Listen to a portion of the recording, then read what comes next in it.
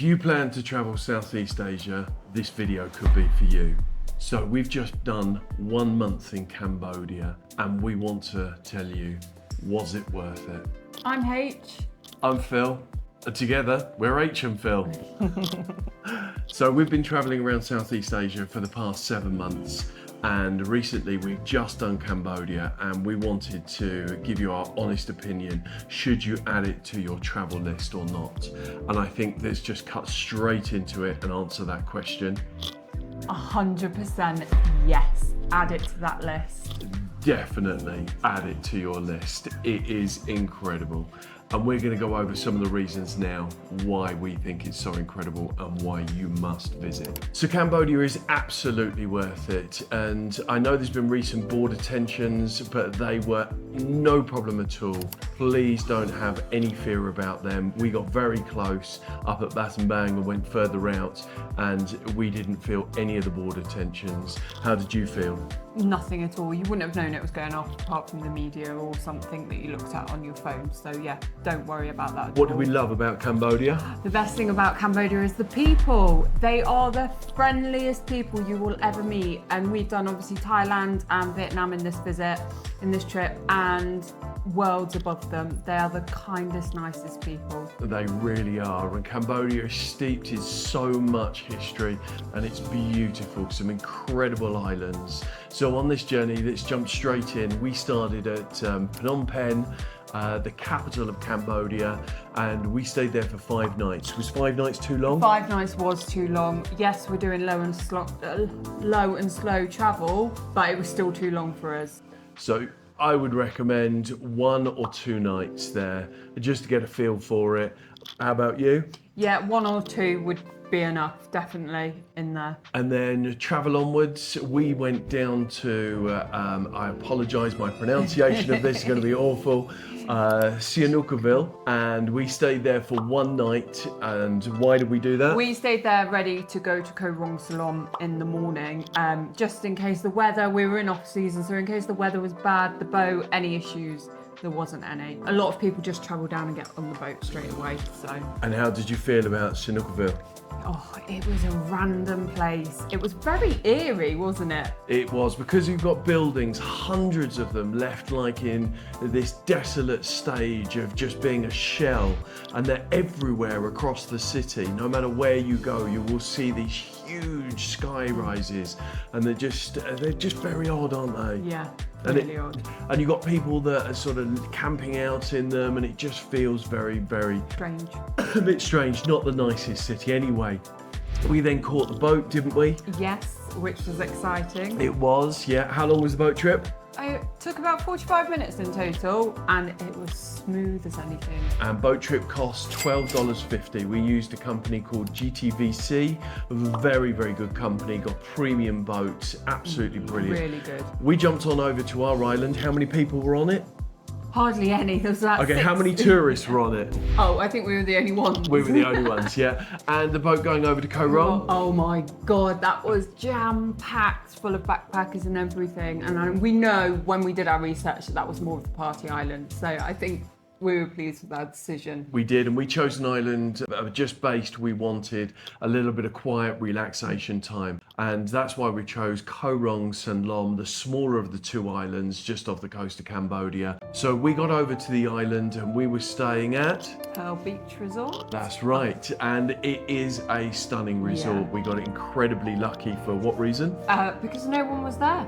Absolutely no one. It felt like a millionaire's island. You could sit around the pool and there was no one there. There was a couple of other families, but they came and left sort of as we were there. Yeah, it was stunning. And even a couple of days we had bad weather, but it was still beautiful. Absolutely, just incredible. We got so lucky by staying there.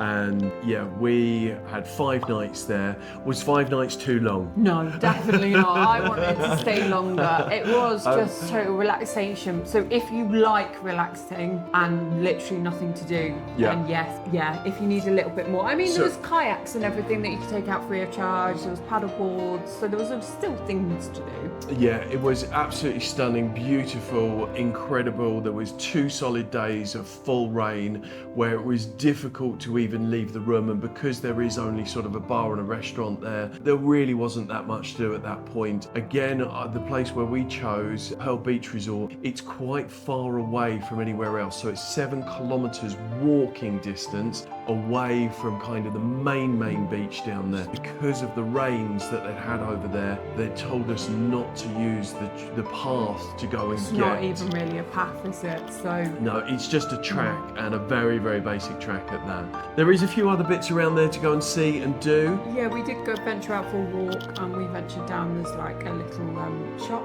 No, you can't really call it a shop. Someone's house. So we got some water and things from there. And there's another little restaurant there. I think because we were in off season, they weren't at their full capacity, because normally they have barbecue nights and everything. And that was like a 5-minute walk, wasn't it? No, yeah, and really, really cheap as well. Yeah, really, some noodles there. Yeah, it was like £2-3 to share some noodles, and actually at the 5-star resort as well, it was around about $6-7 per dish. The food was incredible. It was more expensive because you were over there, but saying that, it was worth it. You don't mind paying if it's worth it. And we got breakfast included as well, didn't we? We did. And we got, the first couple of days we got buffet breakfast because there's a few more of us, but then they did a la carte breakfast, and it was beautiful. Yeah, absolutely fantastic, incredible. So we loved our time there. We then caught the boat back. The ferry it was a larger boat because the seas that day, they were a lot rougher. They had to send a bigger boat which held about 30 people. Still a beautiful boat that they sent though, but we had to go over they stopped at us first, then they went over to Koh Rong to go and pick everyone up, and then came back to the island. Took a little bit longer, took about 1 hour and 20 to get back. But even though we were a little bit scared, weren't we, getting on the boat, that it was a bit rough out there, and we're like, oh God, it's going to be awful. But actually it was fine, wasn't it? Yeah, it was. It was a lot rougher, but it was absolutely fine. So we then did stay another night in Sihanoukville, which wasn't needed, was it? No, it wasn't needed. We could have got back on a bus and straight back up to Phnom Penh. But obviously you wanted to make sure we were all safe. We didn't want to miss anything. I did, so. But all the boats and everything get in, don't they? Like pretty early. They do. So, and the buses know that you're getting off a boat, so they're with you to sort it out, so it's absolutely fine. Yeah, we then caught a bus, which was $6 each, back up to Phnom Penh. We stayed another few nights up there. One of the things that we then did was the Killing Fields, which... Oh. Wow, it's something that you don't want to do, but you do want to do at the same time. It's very, very emotional. You've got to be in the right headspace for it. It's important to do to understand the Cambodian people and what they went through. And to have all these then really happy, nice people inviting people after what they've gone through as a country is incredible. It is absolutely just very, very moving. I cried multiple times on the way around. One of the things that I would really recommend is getting a headset, the audio headset. I think that really brought things home to what happened and the way that the story is told. It's very moving. I would allow 2-3 hours and to just go and take in what you're seeing and what you're hearing around the place. One of the things that I did find though, that it was quite a small area. Where it says Killing Fields, in my mind I thought it was going to be this vast area to go and walk around. It is a couple of acres, isn't it? Yeah, but I mean when we went as well, it was really quiet, and I think that we needed that. I wouldn't have liked it if it was busy, but it was beautiful. There was a nice lake that you could sit around and process things, and I think it was very well done. But it is a must. Definitely. Absolutely is a must. So we of course did our mall excursions as we always do. We love them. One of the things that I think we love the most about this particular mall is obviously getting our steps in, because we enjoyed that, but we found the $1 sandwich, didn't we? Oh yeah, so it's an Aeon Mall. An Aeon Mall have such vast variety of food that you can sit in and eat. They do a tuna sandwich. Does it have cucumber on? I think it does. Tuna and cucumber sandwich, and it's $1, and it's the best. It feels like being back at home in the UK eating it. $2. Really good, and definitely very, very much value. So we enjoyed that. They've got an entire section actually at the mall. If you go into the supermarket part, an entire food section where you can sit down, eat, choose what you need and want to eat, and everything is extremely well priced in there. Pricing, let's just talk about Cambodia and how we felt when we first arrived. So when we first arrived in Phnom Penh, we were like, oh my God, this place is so expensive. Like, we're not going to be able to eat much, we're budgeting, etc. But then when you start delving into it a little bit more, it becomes cheaper, doesn't it? It does. I think you've got to cut through what you're seeing on the face of things, the first things that you get to see, and you've got to uncover, search a bit harder on Grab, for example.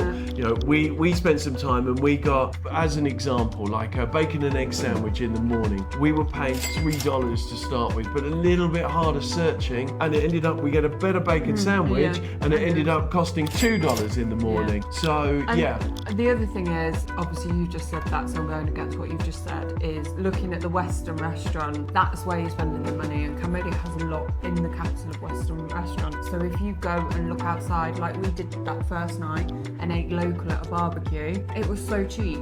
So you just got to think about it a little bit. Yeah, you absolutely do with what you're doing. But we, in the end, once we got round to, like, especially Battambang and Siem Reap, prices dropped drastically and are so much cheaper and very, very comparable with, Vietnam, Thailand, etc. So yeah, I think also an issue there is the currency that you have. Because you've got the dollar, because you've got the Cambodian riel, and because you're coming from another country, normally your mind is so much processing all this different currency that's going on, and especially when you're on the streets and some of them want dollars and some of them want riel. And then you give them dollars and you get riel back. So you really have to try and check it as well. I mean, I just left it to Phil. I just didn't get involved in this. So we then caught the bus and we travelled up to Battambang and absolutely loved the place. So we paid for a hotel there on the more expensive side, but we feel that we got one of the best hotels in the town. We paid about £29 per night, and the hotel unfortunately wasn't amazing, but Battambang itself was incredible. It was amazing. Loved it. And to be fair, we weren't in the hotel much anyway. We weren't, no. So one of the things to go and do is hire a tuk-tuk driver, and I tell you what, we can put the name of this guy in the comments and his phone number because he was incredible. We went off, we didn't really know what to expect. I did book it through Get Your Guide, didn't I? And I didn't know what to expect. It was Phil's birthday, so we wanted to do something a bit special, so we took you to all these places, but my God, we were out all day with him. Yeah, he was absolutely incredible. It cost us $24 for the entire day for both of us. There was meant to be 4 people actually in the tuk-tuk, because it's not very busy at the moment. It was just us, and it was the most magical day.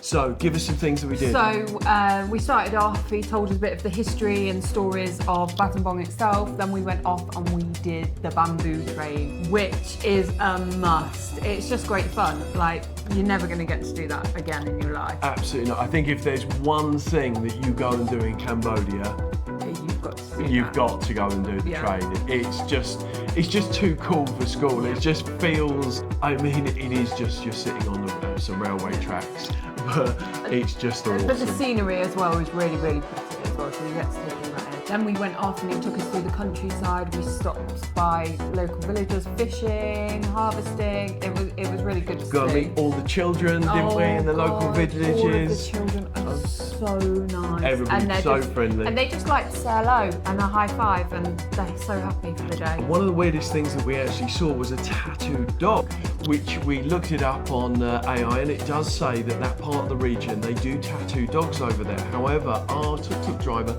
had never seen one himself. He'd heard about them, but never seen one. So it was a very bizarre thing to see. But yeah, then travelling around the countryside, one of the things that we loved was the mini combine harvesters, and they were just so cute, weren't they? Yeah, it's obviously a new thing now in Cambodia because obviously they've always done it by hand, haven't they? Yeah. And off they go. They're the tiniest little thing for the rice fields, they're just so cute. We saw his bright pink one. What a lovely thing. Anyway, so we travelled around, saw the hanging bridge. Again, just beautiful. And We finished the day off with the Killing Caves. No, but what did we do before the Killing Caves? We stopped on the side of the road. We did, my goodness, yeah, that was a powerful moment. Eating some rat. I wasn't going to try any, and I don't know why I did, because I felt very sick after. It was. Let me just tell you, tastes like chicken. Okay. And these rats, they only get them twice a year, because when they cut the rice down in the fields, they're all there. They basically live on lotus flowers and rice and things like that. So it's not like a rat running around the city, but it's just the thought of it. Yeah. Okay, so then we went on, we did the Killing Caves, which is, again, not quite as emotional as your Phnom Penh emotion. There's no headset that we could find to go and use, but our guide gave us a told us good a lot, and it was experience. still very, very powerful, and it was still, really, really good to see. Still worth doing. You can get a car up to the caves, up to there. We walked. It's a real good walk, though, up there and back down. Especially in the humidity, definitely. Then what did we do? And then we watched all of the bats come out the cave at dusk. Millions upon millions upon millions. It just goes on and on. You could and sit on. there for hours. I mean, it was going dark by the point that we left, and they were still just coming out. It was, again, a real thing that you should definitely go and see, and this is why putting that Battambang on that list is an absolute If you're doing must. Cambodia, you've definitely got to go. You have to. Then we caught the bus down to Siem Reap. What happened with our bus journey? We get so lucky on buses. This is well, we've had a couple. This was our private one, wasn't it? Private, a 20-seater bus. Just me and Phil, all the way. It was perfect. Seats to ourselves, done. So it was really good. Absolutely amazing. Really quick travel down there. It's only about 3 hours down to Siem Reap. And Siem Reap, what do you think? Straight off? Oh, love it. Just, amazing place. Absolutely loved Siem Reap. Yeah, we stayed there for 7 nights. Yeah.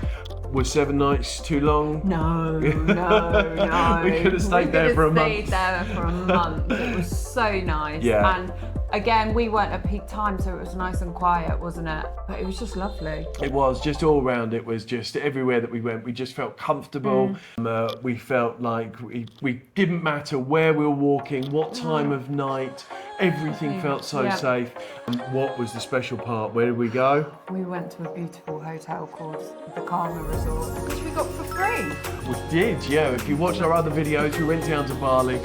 We got hassled to go on this trip, and they gave us a free hotel, which comes from a hotel stay for a week, which we took. I will say Karma isn't for us, but anybody out there that either has Karma or is looking into it, it definitely works for some people. So, it was a stunning hotel. We were very lucky to spend the week there. Yeah, absolutely incredible. And what else did we do? We went to Angkor Wat. Oh, wow. It's a must do and it's a must see. I mean, you cannot, this is one of the wonders of the world, and it is a must do, a must see. It is generally just incredible, isn't it? But we will say, we got up very early for sunrise, but it had been raining the night before, so there was no sunrise. It was very cloudy. And the tip is, if it's raining the night before, you're not going to get a sunrise, so don't get up early like us. Yeah, so a definite tip there is do not go and do it at sunrise if it's not going, if there's going to be no sunrise, it's going to be cloudy, because you're not going to get anything, you're not going to see anything, it's not going to be worth it, and you're going to be very tired for the day. We ended up doing 2 temples, didn't we? Yeah, so we at the did. Angkor Wat, which we walked 10k around there just alone. But because we were so early, it was so quiet, there was hardly anyone there. There wasn't, So no. we were lucky in that way. And then which other thing did we do? We went to go and do the Tomb Raider temple. That was just crazy. It was beautiful. It was. That is again a must do, an absolute must. It's just, I think, just the trees coming out of the temple. Whoa, mind blowing. How big they are and how big the roots are growing over everything. Yeah. So. And we didn't go on to do any more temples. I think we underestimated how hot it was, how tired we were. Yeah. So we would like to go back and do some more of the smaller ones. Yeah, I think in one day, if you manage to do more than 4 temples, I think that'd be incredible. Yeah. We got 2 done, but we were really taking our time over them. So incredible experience, and we want to go back, and we hope that we will be able to get to go back to go and do more of that in Cambodia. Yeah, absolutely. So a great tip for you, and I hope this is helpful, is with the tuk-tuk driver that you can hire, which does cost about £25 for you for the whole Angkor Wat and the temple experience. If I'm all honest with you, I wouldn't do that. we had a tuk-tuk driver and he didn't add any value to our day at all, and it was quite a mission to find him when we got out of Angkor Wat because he was fast asleep in the back of his car and wasn't waking up for anyone. So I'd just get a grab and I mean, the other tip is when you go into Angkor Wat, there's a lot of guides in there as well that want to take you around. That is totally up to you. But price-wise, they are going to charge you above and beyond because it's on the day. And again, I just don't think you need it. I think you're getting the splendour of what's there and what's on offer without having any of these guides. Getting a grab just straight direct to your destination. The other thing with the tuk-tuk driver is, unfortunately, he took us to a restaurant that we didn't want to go to, and it was extremely expensive. It ended up costing us £12, and we ended up felt like we had to buy him a meal, which then cost him. He ordered the most expensive thing on there, which was another £7. Which we don't think he even ate. We think he just got the money from the restaurant, which is fine. It's fine. It's fine because they're all making money. We get that, but yeah, just a tip: don't bother getting the tuk-tuks. We really didn't feel like they added value. And that was as well. I booked that through Get Your Guide after having such a great guide in the other in Battambang. We were like, oh yeah, it's going to be amazing. It really wasn't. So, yeah. So let's just finish up with just to say Cambodia should be absolutely on your list. What an incredible place. It's just for us, it's just been filled with memories. You've got the people that are just the nicest in Asia. Everyone's happy and smiling no matter what. It's such a contrast between sort of that smiling hospitality, the beautiful serene islands that you've got, the ancient sort of stonework that's there, and I suppose it's somewhere that just put on your list. 100%. Also, if you've got any questions about tuk-tuk drivers, trips that we took, hotels, anything, if you drop us a comment, then we'll get back to you with any information that you need. So yeah. Thanks so much for watching. This is Phil. And I'm H. Signing out. Bye. Bosh.